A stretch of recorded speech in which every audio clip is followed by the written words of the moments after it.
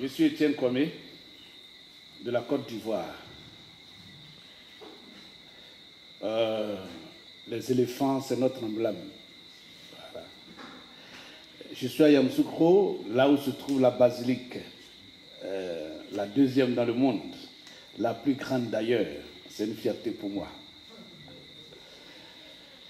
Et pour la petite histoire, à Yamoussoukro où je suis, c'est la ville du président fondateur, Félix Houphouët-Boigny.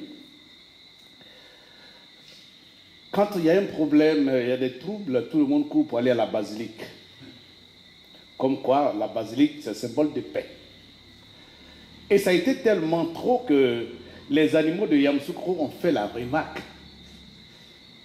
Et donc, quand un animal de Yamoussoukro est en danger, il court pour aller à la basilique.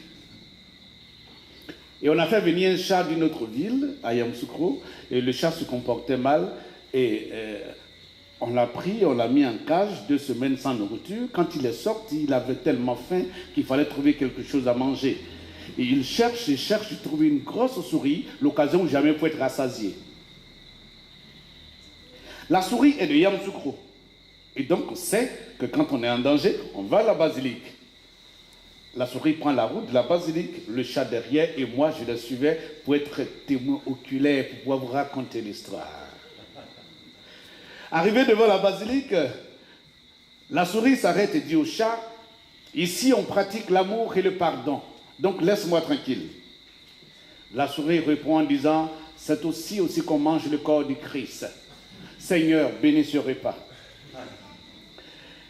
Mais la souris avait pris soin de s'arrêter à côté d'un trou avant de parler.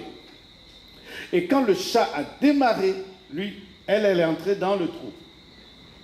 Elle est là-bas, 5 minutes, 10 minutes. Elle entend des aboiements du chien. Ok, chien et chat, ça ne marche pas. Et donc, depuis le trou, la souris entend les aboiements, se dit que le chat est déjà parti.